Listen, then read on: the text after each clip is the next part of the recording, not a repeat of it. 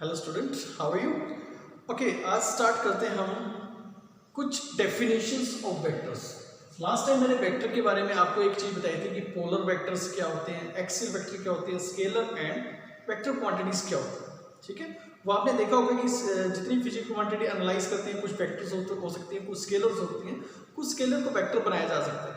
वो क्या कैसे करेंगे, कुछ डेफिनेशंस के अंदर वहाँ पर क्लियर होगा। तो some definitions of vectors. First point is the very important point. First and second point, it's very important. First is the modulus of vector.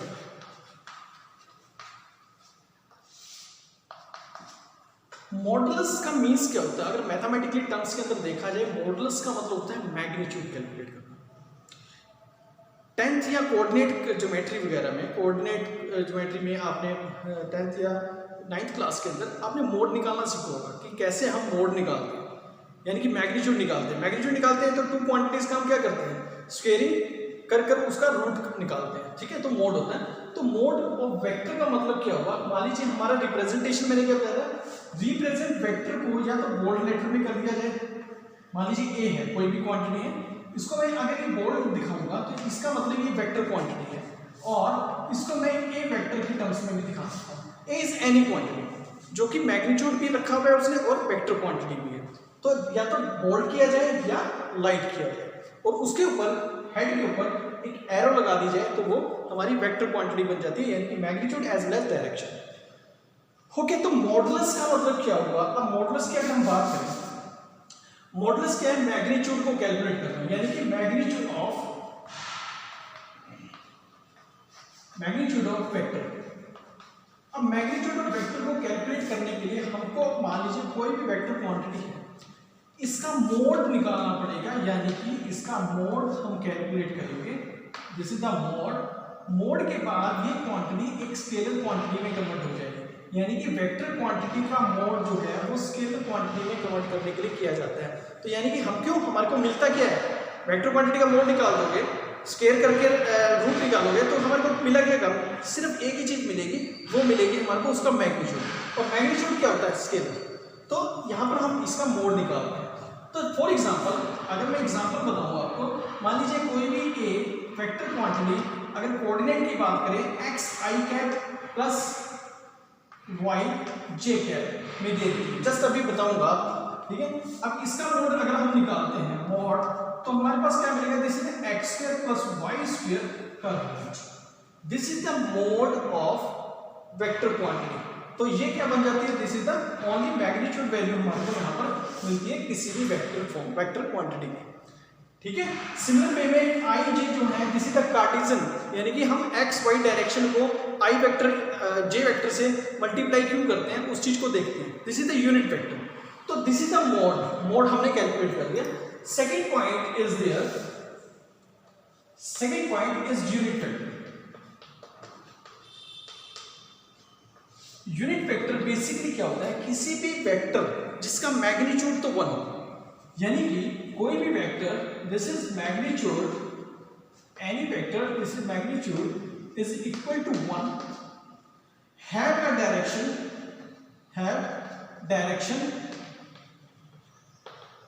किसकी डायरेक्शन में? जो कि गिवन वेक्टर, जो हमारे को एक वेक्टर है, ये डायरेक्शन कहां होगी? For given vector, so unit vector are those vector which have unit magnitude का मतलब क्या है? only one magnitude but have a direction same as a given vector। कोई भी वेक्टर दिया हुआ उसकी डायरेक्शन के सेम उसी के होता है, मगर मैग्नीट्यूड इसका 1 होता है। फॉर एग्जांपल, मान लीजिए कोई भी, इसको एक सिंपल वे में समझना चाहें, एक कोई भी हमारे पास this is the scalar quantity पड़ी जो मैग्नीट्यूड फॉर्म के अंदर ए रिप्रेजेंट कर दिया। आप ए की जगह पी ले लो, क्यू ले लो, कोई भी रिप्रेजेंट कर सकते हो। हमने क्या किया? हमने ए को ले लिया, एक कोई भी स्केलर क्वांटिटी जो कि मैग्नीट्यूड फॉर्म में है। अब उस मैग्नीट्यूड फॉर्म वाली क्वांटिटी को मैंने क्या करना है? एक डायरेक्शन देनी है। अगर मैं इसको डायरेक्शन दूं बट मैग्नीट्यूड ना चेंज हो, सिर्फ डायरेक्शन देनी है, मैग्नीट्यूड तभी तो मैं क्या करूंगा? अब इसका यूनिट वेक्टर से, यानी कि यूनिट मैग्नीट्यूड से मल्टीप्लाई करूंगा। तो यूनिट मैग्नीट्यूड, यूनिट वेक्टर का रिप्रेजेंटेशन क्या होता है? दिस इज द ए के ऊपर हम क्या कर देते हैं, एक कैप लगा देते हैं। इसका मतलब क्या होता है, कैप जो है वो एक डायरेक्शन बता रही है फॉर एक गिवन वेक्टर जिसके साथ मल्टीप्लाई कर रहे हैं, उसको हम डायरेक्शन दे देंगे कैप, और जो ए वैल्यू है वो उसका मैग्नीट्यूड बन रही है। फॉर एग्जांपल अगर मैं एक स्केलर क्वांटिटी को उसी की वैल्यू में यूनिट वेक्टर से मल्टीप्लाई कर दूं तो ये एक वेक्टर क्वांटिटी में कन्वर्ट हो जाती है। यानी कि स्केलर क्वांटिटी से मैंने क्या किया क्या है, यहाँ पर एक वेक्टर क्वांटिटी यूनिट वेक्टर से मल्टीप्लाई किया जिसका मैग्नीट्यूड तो 1 था, सिर्फ एक डायरेक्शन थी, यानी कि स्केलर क्वांटिटी को डायरेक्शन भी मिल गई है। ठीक है, इसकी वैल्यू यूनिट थी तो ये देखो वेक्टर क्वांटिटी में कन्वर्ट होगी। सो यूनिट वेक्टर यहाँ पर क्या मिलेगा, इसी का ए वेक्टर अपॉन ए। ठीक, इसको मल्टीप्लाई देखिए और इसको बोल सकते हैं कि ए वेक्टर अपॉन ए वेक्टर का मैग्नीट्यूड, क्योंकि मैग्नीट्यूड को हमने कन्वर्ट किया ए में। कोई भी क्वेश्चन अगर आपको दिया होगा तो इसी की फॉर्म के अंदर दिया होगा। क्लियर? तो यानी कि किसी भी क्वांटिटी को हम इस तरह से यूनिट वेक्टर और इसमें करते हैं, सॉल्व करते हैं। Modulus it's very important and unit vector हमारा मोस्ट इंपॉर्टेंट है। अब एक चीज देखनी है कि हमारे पास एक्स वाई जेड कोऑर्डिनेट्स हो। ठीक है, मैं यहां पर आपको समझाने की कोशिश करता हूं। ये this is the x direction, y direction and z direction. Cartesian coordinate यानी कि x this is the magnitude value, y is the magnitude, z is the magnitude. Direction को कैसे रिप्रेजेंट करोगे? डायरेक्शन को रिप्रेजेंट करने से x को i cap से मल्टीप्लाई करोगे, y को j कैप से मल्टीप्लाई करोगे, z को k कैप से मल्टीप्लाई करोगे, यानी कि this is the representation of x y z, i cap, j cap and k cap. इनकी रिप्रेजेंटेशन हमको इस ढंग से करनी है। तो x डायरेक्शन के लिए हमेशा यूनिट वेक्टर i कैप लेना है, y डायरेक्शन के लिए यूनिट कैप यानी कि हमारा वेक्टर j कैप लेने हैं, और z के लिए k कैप लेकर चलना है। ठीक है, अदरवाइज y वैल्यू तो हमारे पास क्या है, मान लीजिए हमारे पास एक वेक्टर है, ठीक है, कोई भी मैग्नीट्यूड है, मान लीजिए a वेक्टर दिया है। अगर a वेक्टर को मैं रिप्रेजेंट करूं x y z के टर्म्स के अंदर, तो मैं इसको ऐसे कर सकता हूं, this is a cap, ax को i कैप से मल्टीप्लाई कर दिया। देखो ये ax जो यहां पर मैग्नीट्यूड चल रहा था उसको मैंने एक यूनिट वेक्टर से मल्टीप्लाई कर दिया जो x एक्सिस में था। ये रिप्रेजेंटेशन है, ये याद रखनी पड़ेगी आपको। ऐसे ही ay को अगर करेंगे तो j कैप से मल्टीप्लाई कर देंगे, और ऐसे ही az को हम k कैप से मल्टीप्लाई कर देंगे। तो ये एक कंप्लीट वेक्टर क्वांटिटी हमारे को मिल गई 3D में, 3 डायमेंशन में, ठीक है ना, यानी कि एक 3 एक्सिस के अंदर कार्टेशियन कोऑर्डिनेट के अंदर ये वैल्यूज हमारे को मिल चुकी है, a, ax और ay। अगर मैं इसका मैग्नीट्यूड निकालूं, देखो a वेक्टर का मैग्नीट्यूड अगर निकालते हैं तो मैंने क्या बताया था, जैसे यहां पर किया x प्लस वाई स्क्वायर, ऐसे यहां पर क्या होगा ax square plus ay square plus az square. तो ये क्या बन जाएगी, दिस इज द a के इक्वल बन जाएगी, this is the magnitude of vector quantity, this is the square terms के अंदर करते हैं और ये a के इक्वल हो जाती है, स्केलर में कन्वर्ट हो जाती है, ओनली मैग्नीट्यूड वैल्यू हमारे पास रह जाती है। क्लियर? अगर हमारे पास ये हमारे को क्लियर हो चुका है तो मैं एक एग्जांपल के तौर पर आपको बताने की कोशिश करता हूं। राइट डाउन, इसको स्टॉप करके आप वो देख सकते हो। ठीक है, ओके।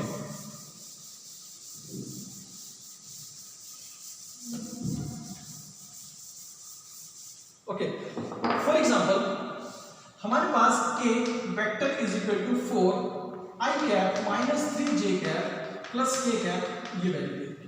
क्या मैं इसको रिप्रेजेंट कर सकता हूं? देखो a वेक्टर जो था हमारे पास कार्टेशियन कोऑर्डिनेट के अंदर है 3D में, तो यानी कि यहां पर क्या है, जैसे a cap ax i cap, ठीक है, प्लस में ay j कैप प्लस में az k कैप। क्या यहां पर ax is equal to 4, ay is equal to -3 and az is equal to 1। ठीक है, अब मैंने क्या करना है, a वेक्टर का मोड निकालना है जो कि a के इक्वल हो जाएगा। अब यहां पे क्या करना है, इसके अंदर मैं लिख देता हूं find unit vector, find unit vector. Okay, अब इसका मोड निकालते हैं। देखो मोड क्या था, रूट ax का स्क्वायर प्लस ay का स्क्वायर प्लस az का स्क्वायर। ठीक है, इसके अंदर माइनस का कोई रोल नहीं होता और स्क्वायर ही हो जाती है। तो यहां पर देखो a क्या हमारा 4 का स्क्वायर प्लस 3 का स्क्वायर प्लस 1 का स्क्वायर, सो रूट 26। ये हमारे पास क्या आ गया, a वेक्टर का मैग्नीट्यूड, और इसको हम a भी बोल सकते हैं। अब हमारे को फाइंड आउट क्या करना है, फाइंड यूनिट वेक्टर। सिंपल सी बात, देखिए इसको आपने कैसे कंपेयर किया कार्टेशियन कोऑर्डिनेट से, तो ऐसे ही हमारे पास क्या है, इसका मोड लिया, ये वैल्यू आई, तो हमारे पास यूनिट वेक्टर क्या है, देखो किसी भी मैग्नीट्यूड वैल्यू को मैंने उसके यूनिट वेक्टर से मल्टीप्लाई किया और ए वेक्टर मिल गया। ओके, अब ये ए यूनिट वेक्टर किसके इक्वल होगा, ए वेक्टर अपॉन ए हमने ये निकाला है, देखो इसका मैग्नीट्यूड, तो और ए वेक्टर क्या था, this is 4i cap minus 3j cap plus k cap upon में क्या हो जाएगा root 26, this is the required. ठीक है, तो इस तरह से हम क्या करते हैं, यूनिट वेक्टर और मॉडुलस को सॉल्व करते हैं। तो ये आपसे बार बार क्वेश्चन इस टाइप के पूछे जाते हैं, find out the unit vector, आपको इक्वेशन दे दी जाए, ठीक है, चाहे 3 में हो, चाहे 4 2 में हो, 2 कोऑर्डिनेट में हो, चाहे 2 पार्टीशन में हो, चाहे हमारा 3 में हो, कैसे भी आप कैलकुलेट कर सकते हो उसको। तो आपको आना चाहिए कि मॉडुलस एंड हम कैसे यूनिट वेक्टर को कैलकुलेट करते हैं। ठीक, तो आई जे के आपको पता चल गया, एक्स वाई जेड में हम क्या करते हैं, इसकी रिप्रेजेंटेशन करते हैं, कार्डिनेट कोऑर्डिनेट बोलते हैं इसको, यूनिट वेक्टर इन एक्स वाई जेड के अंदर। ओके, तो ये हमारे पास क्या हुआ, this is the unit vector के बारे में। अब कुछ छोटी छोटी डेफिनेशन करते हैं जो कि बहुत इजी है, तो न्यूमेरिकल फॉर्म के अंदर आप समझ गए होंगे, तो it's not a very big task. तो अब यहाँ पर थर्ड आता है हमारे पास इक्वल वेक्टर। अब बहुत सिंपल सी डेफिनेशन है। इक्वल वेक्टर क्या होगा, इक्वल वेक्टर का मतलब है कि जिसका मैग्नीट्यूड और direction same magnitude and direction. जैसे देखो एक ये वेक्टर जा रहा है, ए वेक्टर, एक ये वेक्टर बी वेक्टर, देखो डायरेक्शन भी सेम है और मैग्नीट्यूड भी सेम रहना चाहिए, direction as well as magnitude, चाहे वो पैरेलल में मूव कर रहे हैं, ये ए वेक्टर और बी वेक्टर, लेंथ दोनों की सेम होनी चाहिए, मैग्नीट्यूड भी और डायरेक्शन भी सेम हो, ऐसे वेक्टर को इक्वल वेक्टर बोलते हैं। Okay, fourth, this is the negative vector.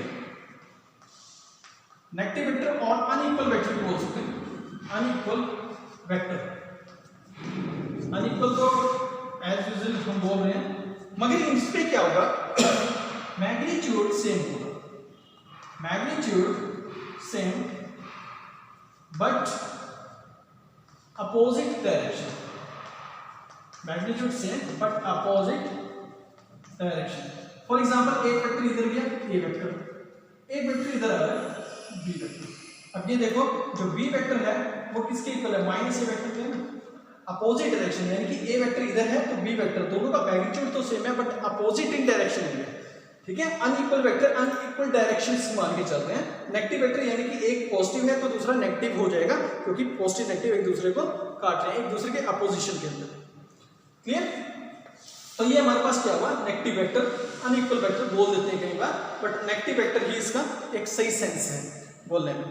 Next आता है हमारे पास फिफ्थ इज द को इनिशियल वेक्टर। अब को इनिशियल से पता चल सकता है कि को यानी कि initial point same, those vector which have common point. ठीक है, those vector said to be को इनिशियल अगर इनिशियल पॉइंट कॉमन हो। मान लीजिए एक वेक्टर ये जा रहा है, एक वेक्टर ये मान लीजिए A vector, this is the B vector, इसका पॉइंट देखो कॉमन है, तो एक ही initial point, this is the initial point,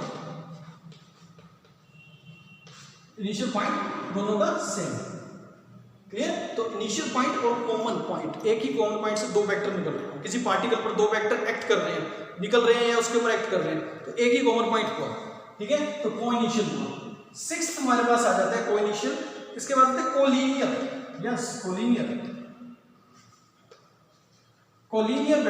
अब कोलिनियर वेक्टर के अंदर हम इक्वल वेक्टर तो नहीं कह सकते, मान लीजिए ये चल रहा है, ये भी चल रहा है, ये चल रहा है, ये भी चल रहा है। ठीक है, A vector B vector C vector D vector, अब ये सारे के सारे कोलिनियर तो हैं।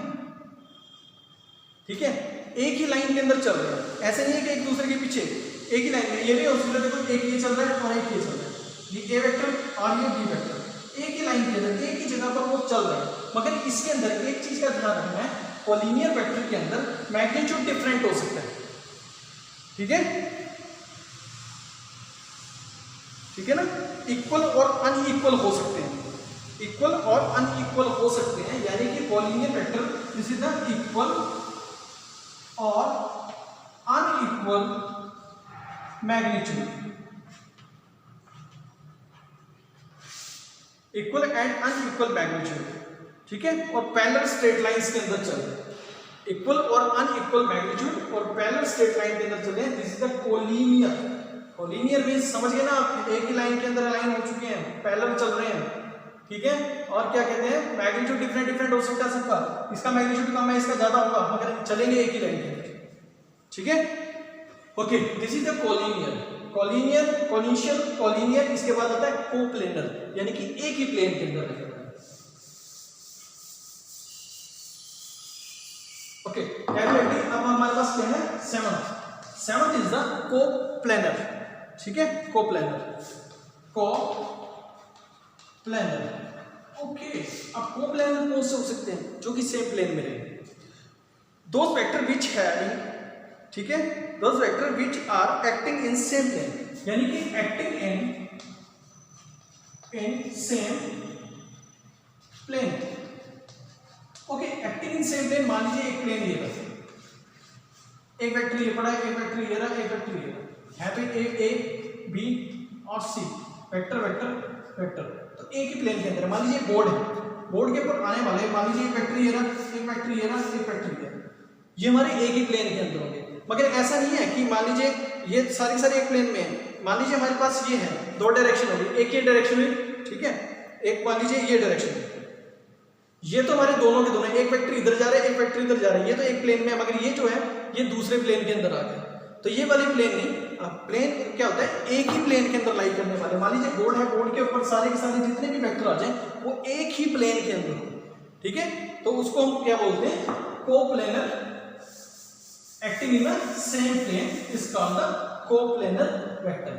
8th एंड 9th, 8 जो है हमारे पास ये आती है, एक लोकलाइज्ड वेक्टर बोलते हैं, this is a localized vector, localised vector, और एक होते हैं अनलोकलाइज्ड वेक्टर, इसके बारे में बहुत कम पूछा जाता है, localised vector and unlocalised vector. Localised vector are those vector which have a starting point, ठीक है, जिसका एक स्टार्टिंग पॉइंट होता ही होता है और वो फिक्स होता है, ठीक है, या इनिशियल पॉइंट। देखो इनिशियल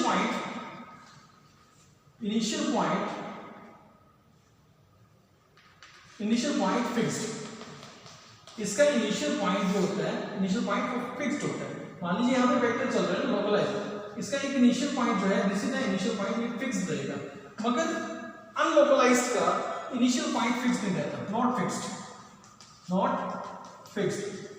हम इसको क्या करते हैं, जनरली हम न्यूमेरिकल्स वगैरह में लिखते हैं, बट ये डेफिनेशन हमारे को आती नहीं है ज़्यादा, सिर्फ ये कहने वाली बात है कि लोकलाइज्ड वेक्टर, अनलोकलाइज्ड वेक्टर है। लोकलाइज्ड वेक्टर जिनका लोकल, यानी कि जिनका एक डेस्टिनेशन या जिनका एक इनिशियल पॉइंट फिक्स होता है ना, उसका एक एड्रेस होता है, पर्टिकुलर डिफाइन होता है, तो इनिशियल पॉइंट इज फिक्स्ड, वहीं से वो स्टार्ट होगा, ठीक है। इसका इनिशियल पॉइंट नहीं है, इनिशियल पॉइंट अगर आप कह सकते हो सर्कुलर मोशन का कोई भी इनिशियल पॉइंट नहीं, ठीक है ना, वो तो सर्कुलेट करता है।